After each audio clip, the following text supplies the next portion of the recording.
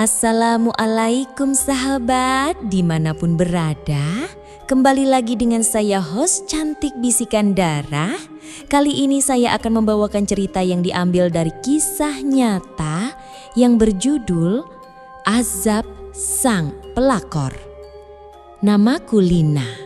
Aku tidak pernah menyangka bahwa persiapan menuju hari paling bahagia dalam hidupku justru berubah menjadi awal dari sebuah kisah yang membuatku hampir kehilangan segalanya. Lina adalah wanita sederhana yang dikenal baik hati.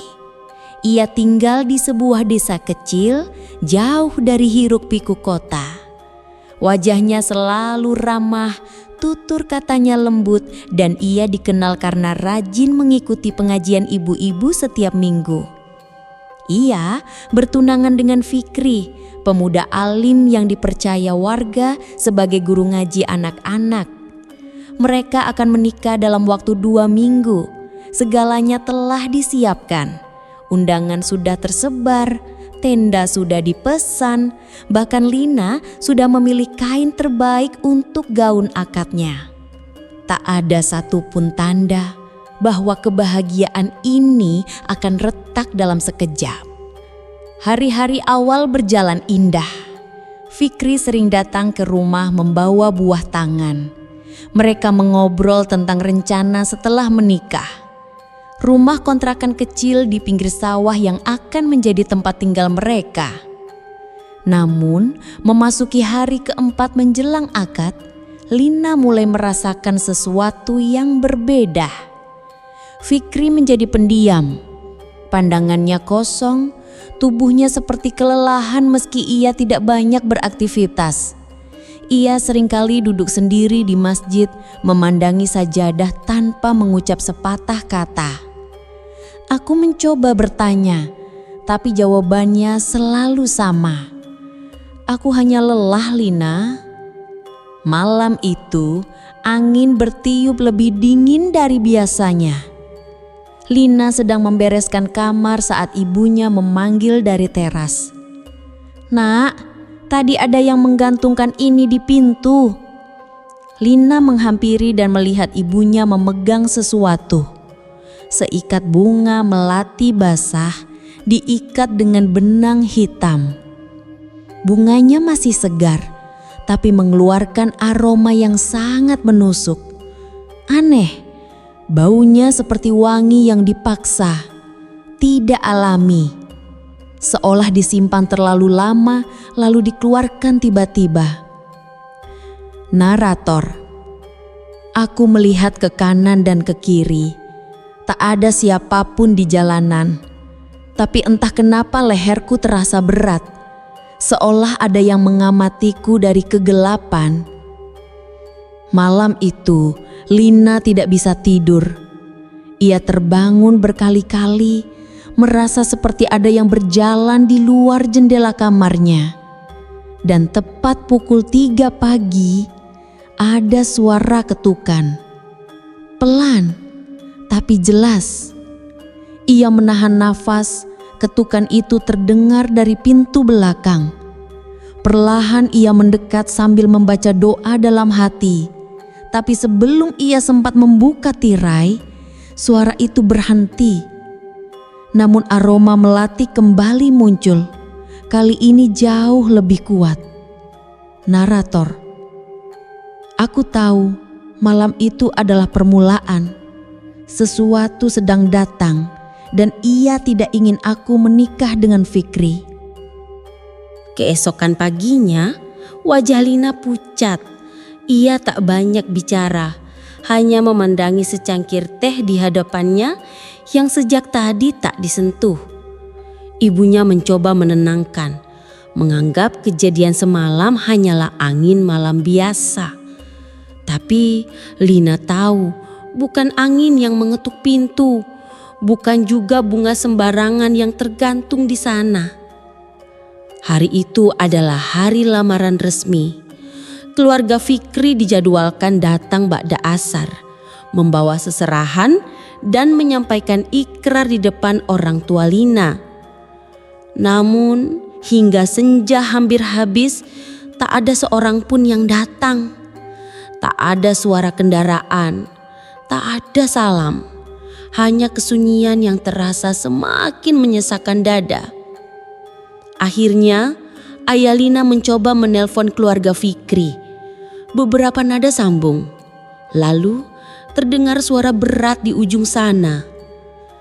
Itu suara ayah Fikri. Terdengar bingung dan cemas.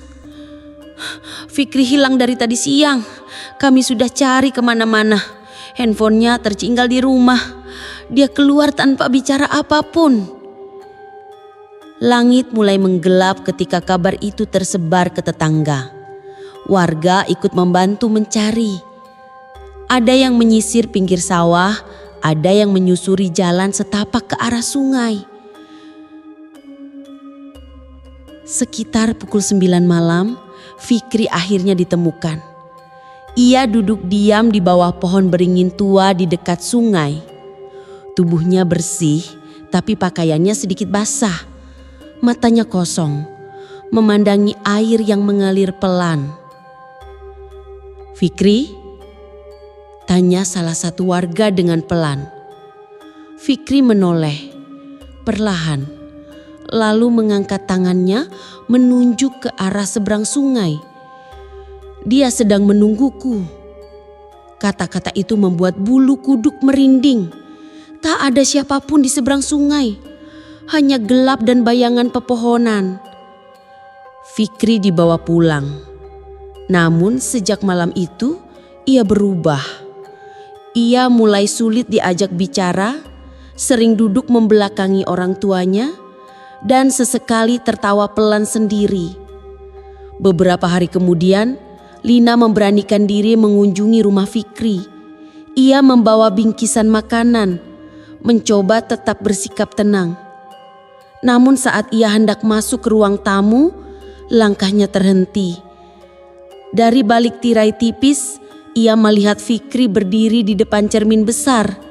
Matanya kosong dan bibirnya bergerak-gerak, seperti berbicara dengan seseorang. Tapi tak ada siapapun di ruangan itu. Lina menelan ludah, mencoba memanggil, "Fikri!" Namun Fikri tidak menoleh.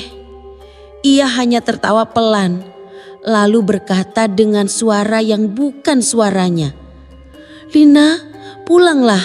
Ini bukan urusanmu lagi." Lina berbalik, menahan air mata. Di pelataran rumah, ia melihat seorang wanita tak dikenal berdiri menatapnya dari kejauhan. Wanita itu mengenakan kerudung biru tua dan membawa tas kecil di tangan kirinya. Wajahnya cantik, tapi senyumnya terasa dingin. Ketika Lina menatap lebih lama, wanita itu berjalan mundur lalu menghilang di balik gang sempit. Hari itu aku tahu Fikri tidak sendiri, tapi bukan manusia yang menemaninya. Sejak pertemuan terakhir di rumah Fikri, Lina tak bisa tidur dengan tenang. Setiap malam ia merasa diawasi. Sesekali terdengar bisikan halus di dekat telinganya. Namun ketika ia membuka mata, ruangan tetap kosong dan sunyi. Di pagi ketiga setelah kejadian itu, ibunya menemukan sesuatu yang membuat Lina semakin yakin bahwa semua ini bukan gangguan biasa. Seikat bunga melati masih basah dan segar ditemukan di atas sajadah milik Lina. Padahal malam sebelumnya, sajadah itu sudah dilipat dan disimpan di lemari. Aku tak tahu siapa yang meletakkannya, tapi wangi itu persis seperti malam saat pintu diketuk dan seseorang menyebut namaku dari balik kegelapan. Lina merasa waktunya tidak banyak. Ia takut sesuatu yang tidak terlihat sedang perlahan merenggut Fikri dan kini juga mulai menyentuh hidupnya. Ia mengingat sebuah nama, Ustadz Rahmat. sosok muda yang dulu pernah diundang ke pengajian remaja masjid. Konon, beliau juga kerap membantu warga yang mengalami gangguan halus dengan cara yang tetap berpegang pada Al-Quran. Tanpa banyak pikir, Lina pergi ke rumah beliau. Letaknya di kampung sebelah, dikelilingi kebun dan hening. Rumah panggung sederhana itu terasa sejuk meski matahari siang sedang terik. Saat Lina menyampaikan maksudnya, Ustadz Rahmat mendengarkan dengan penuh perhatian. Tapi ketika Lina menyebut nama Nabila, wajah sang Ustadz langsung berubah. "Sudah lama saya dengar namanya," ujar beliau pelan. "Perempuan yang lembut, tapi banyak yang dapat ke rumahnya untuk hal-hal yang tak bisa dijelaskan secara logika." Lina terdiam, hatinya semakin tak tenang. Ustadz Rahmat melanjutkan, "Beberapa bulan lalu, saya pernah dipanggil ke rumah itu. Ada anak kecil yang katanya kerasukan setelah lewat di depan halaman rumah Nabila. Tapi saat saya datang, Nabila menyambut dengan ramah, bahkan menyuguhkan teh. Dan tak ada tanda apa-apa. Tapi waktu saya membaca ayat kursi, kucing di rumah itu langsung melompat ke jendela dan kabur. Padahal sebelumnya tidur di bawah meja." Lina menggenggam tasnya kuat-kuat. "Ustadz," bisiknya, "saya rasa Fikri sedang terikat, tapi bukan cinta biasa." Ustadz Rahmat mengangguk perlahan. Ia memberikan sebotol air yang sudah dibacakan doa-doa dan menyarankan Lina untuk membaca surat tertentu setiap malam, bukan hanya sebagai perlindungan, tapi untuk membersihkan batin dari rasa takut. Karena yang paling disukai oleh yang tak kasat mata adalah hati yang lemah dan jiwa yang putus asa. Malam itu, Lina mengikuti semua arahan. Ia membaca ayat perlindungan dengan suara lirih di kamarnya, sambil memegang foto Fikri. Namun di tengah doa yang ia lantunkan, bau melati itu muncul lagi. Lebih kuat, lebih menusuk, dan terdengar sesuatu dari balik lemari. Seseorang sedang menangis, perlahan, seperti perempuan menangis tertahan. Aku tidak tahu apakah tangisan itu berasal dari makhluk yang sedang tersakiti atau dari sesuatu yang tak rela Fikri kembali padaku. Tangisan itu tidak berlangsung lama, tapi malam itu Lina tidak tidur. Matanya menatap kosong ke arah lemari tempat suara tadi berasal. Tak ada yang bergerak, tapi hawa dingin menyelimuti seluruh kamar, seperti embun beku yang menyusup ke dalam dinding. Pagi harinya, Lina merasa tubuhnya ringan, tapi pikirannya berat. Ia membawa foto Fikri dan air doa pemberian Ustadz Rahmat ke kamar mandi, lalu memercikan sedikit ke wajah dan kedua tangan. Ia berdoa lebih lama dari biasanya. Sesuatu di dalam dirinya mulai merasa diganggu, tapi belum ingin menyerah. Sore harinya, tepat saat azan maghrib mulai terdengar dari masjid kecil di ujung jalan, wangi melati itu kembali datang. Namun kali ini, ada sesuatu yang lain. Bayangan perempuan berjilbab biru muncul dari arah pohon jambu di depan rumah, berdiri kaku menghadap ke jendela kamar Lina.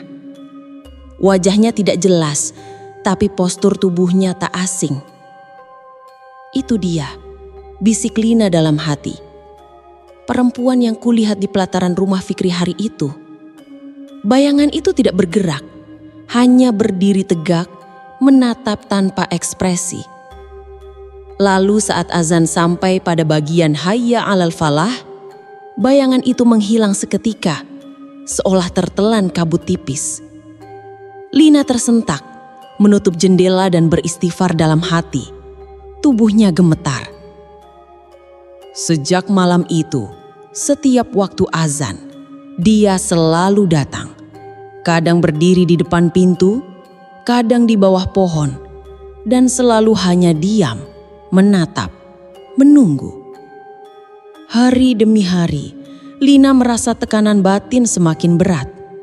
Ia tak tahu apakah ini bentuk ujian atau peringatan bahwa sesuatu yang dulu sembunyi kini ingin menunjukkan diri. Ia kembali menemui Ustadz Rahmat, membawa lembaran kecil berisi tulisan aneh yang ia temukan di bawah bantalnya pagi tadi. Tulisan itu seperti huruf Arab, tapi terbalik dan tidak bisa dibaca. Ustadz Rahmat menatap kertas itu dengan serius, lalu menyuruh Lina membakarnya. Beliau mengatakan itu bagian dari pengikat rasa, sesuatu yang biasanya dipakai untuk mengaburkan perasaan dan menjauhkan seseorang dari kebenaran. Selama engkau tetap berada dalam lingkaran ini, kata Ustadz Rahmat, hati Fikri tak akan kembali utuh dan engkau pun akan terus menjadi sasaran. Malam itu, Lina mengambil keputusan. Ia tidak ingin hanya menjadi korban yang menunggu. Ia ingin berjuang.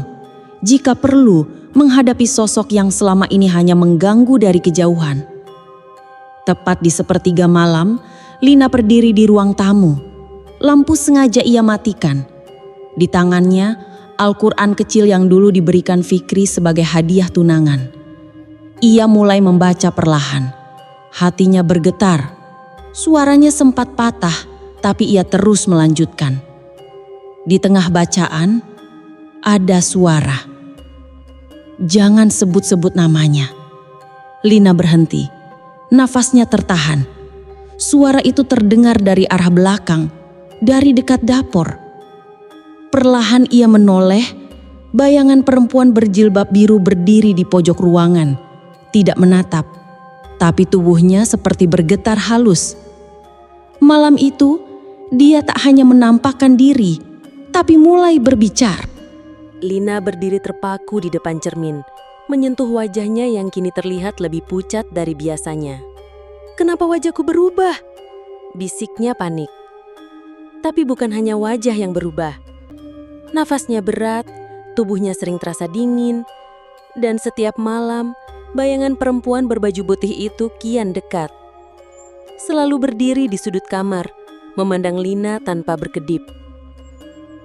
Setiap kali Lina mengusap perutnya, berharap kehadiran bayi bisa menenangkan batinnya, justru rasa takut yang datang lebih dulu. "Kalau ini anaknya Fahmi, kenapa setiap aku berdoa malah mimpi buruk yang datang?" Satu malam, Lina mendengar suara dari kamar mandi. Bukan suara air, tapi isakan. Isak tangis lirih yang menyerupai suara perempuan. Ia mencoba menahan diri untuk tidak panik. Namun rasa penasaran mengalahkan ketakutan. Dengan langkah pelan, ia dekati kamar mandi. Pintu tertutup rapat, tapi suara isakan itu makin jelas. Lina memanggil pelan. "Siapa di dalam?" Tak ada jawaban. Hanya suara lirih. "Kembalikan dia. Kembalikan dia." Lina terdorong membuka pintu. Tidak ada siapa-siapa, tapi genangan air di lantai kamar mandi membentuk jejak kaki menuju kamarnya. Malam itu juga Fahmi pulang lebih awal dan mendapati Lina duduk menyendiri di pojok kamar, memeluk lutut dengan tatapan kosong. Ketika ditanya, Lina hanya mengeleng. Namun keesokan harinya, Lina memutuskan sesuatu yang tidak mudah. Ia kembali membuka pesan lama di HP-nya. Nama itu muncul lagi. Risa, mantan istri Fahmi. Jemarinya gemetar saat mulai mengetik pesan. "Mbak, bolehkah aku bertemu? Ini tentang sesuatu yang aku tidak pahami. Dan mungkin hanya Mbak yang bisa jawab." Air mata mengalir saat tombol kirim ditekan. Tangisan Lina yang tersungkur di sajadah masih terdengar pelan saat azan subuh mulai berkumandang. Ia gemetar, tak tahu apakah malam itu benar-benar nyata atau hanya bunga tidur yang menyeramkan. Tapi semua terasa begitu jelas. Suara gatal dari dinding, mayat berselendang putih, dan wajah Ayu yang menatapnya penuh dendam. Pagi itu tubuhnya lunglai, matanya cekung, bibirnya pucat. Rian mengantar bubur ke kamar, namun Lina hanya menatap mangkuk itu tanpa menyentuhnya. "Kenapa kamu terus begitu, Lin? Ini udah 5 hari kamu gak bisa tidur," tanya Rian dengan nada khawatir. Tapi Lina tak menjawab.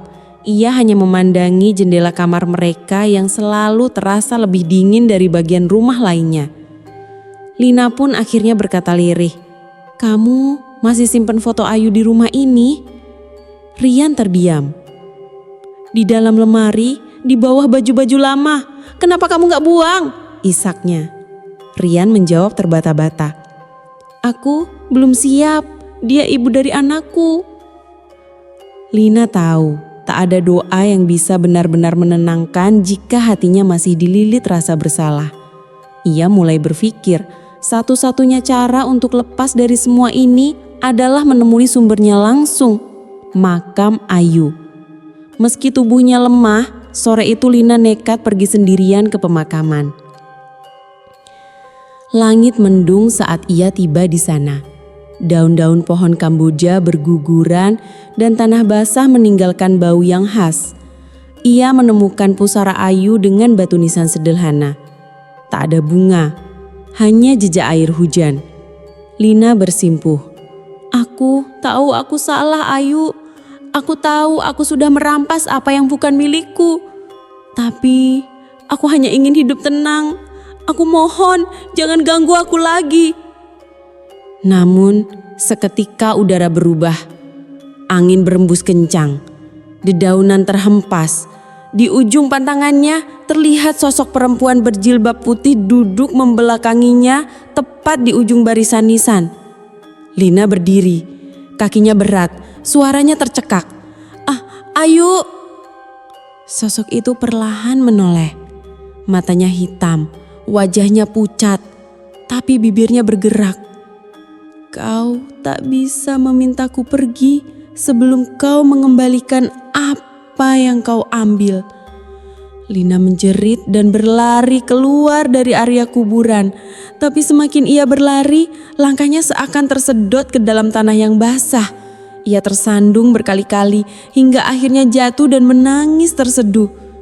Dalam ketakutan itu terlintas satu hal. Jika doa tak cukup, haruskah aku serahkan kembali suami ini? Dilema itu menusuk lebih dalam dari rasa takut. Malam harinya, Lina hanya duduk diam memandangi cincin di jarinya. Rian datang, duduk di sampingnya. "Kamu yakin baik-baik saja?" Lina menoleh, matanya sembab, suaranya lirih. "Aku harus memilih, Yan, antara mencintaimu atau membebaskan jiwaku." Dan untuk pertama kalinya, Rian tak bisa berkata apa-apa. Rasa pasrah terbayang di wajah Lina. Perempuan itu berdiri di ambang pintu rumah Bunyai Zahra. Tempat yang dulu hanya ia dengar dari mulut ke mulut sebagai pondok kecil yang sering mengobati orang kerasukan. Kini, itu satu-satunya harapan terakhirnya. Bunyai menatapnya dalam-dalam, seolah bisa melihat luka batin yang tak kasat mata. "Kalau kau benar-benar ingin disembuhkan, jangan tinggalkan satupun kebencian dalam hatimu," ucapnya lembut. Lina mengangguk walau dalam hatinya masih berselimutkan pertanyaan dan sisa dendam. Ia tahu rasa sakit karena dicintai seperti hantu oleh suaminya sendiri tak bisa sembuh hanya dengan air doa. Bunyai mulai merapal ayat-ayat suci. Ruangan kecil itu mendadak berubah udara. Dingin, menyesakkan, seperti ada sesuatu yang tak kasat mata merangkak masuk. Lina merasa tubuhnya berat. Dari balik kelopak matanya yang setengah terpejam, ia melihat bayangan wajah seorang wanita. Perempuan yang dikenalnya. Bukan orang asing, bukan juga musuh. Tapi sahabat lamanya. Rinda. Tubuh Lina gemetar. Wajah Rinda yang dulu manis kini tampak gelap, seperti sosok yang terperangkap antara iri dan amarah. Lina menjerit tanpa suara saat suara Rinda bergema di telinganya. "Kau yang merebut dia dariku, Lina. Kau pikir cinta tak punya harga?" Tiba-tiba tubuh Lina ambruk ke lantai. Tapi Bu Nyai tetap tenang, terus melantunkan ayat demi ayat menguatkan. "Maafkan dia, Lina. Itu jalan pulangmu," bisik Bu Nyai dengan penuh keyakinan. Dalam bayang kesadarannya yang terombang-ambing, Lina memanggil nama Rinda dalam hati. Bukan dengan kebencian, tapi dengan tangisan, dengan permintaan maaf dan kerelaan. Perlahan bayangan kelam itu memudar, berubah jadi siluet cahaya tipis, lalu menghilang. Lina membuka matanya perlahan. Tak ada lagi rasa dingin, tak ada rasa mual. Wajahnya terasa ringan, dan untuk pertama kalinya dalam berbulan-bulan, ia merasa seperti dirinya sendiri. Bu Nyai tersenyum. "Sudah selesai, sekarang giliran hatimu yang menjaga semuanya tetap bersih." Lina menunduk, air mata jatuh satu-satu. Bukan karena ketakutan, tapi karena beban lama yang akhirnya luruh juga. Ia tahu hidupnya tak akan pernah sama. Tapi dari titik ini ia ingin memulai kembali, bukan dengan dendam, tapi dengan penerimaan. Lina masih mematung di tengah pusaran angin itu. Tepat setelah tubuhnya terpental dari sajadah yang tadi ia injak dengan penuh amarah. Suara tangis bayi yang samar kini terdengar jelas, namun berasal dari dalam dadanya sendiri, bukan dari luar. Hatinya bergetar, tubuhnya lemas. Ia menoleh ke belakang dan mendapati suaminya, Fajar, duduk di pojok ruangan dengan tatapan nanar yang kosong. Sorot matanya tak lagi mengenal Lina. Kenapa semuanya jadi begini?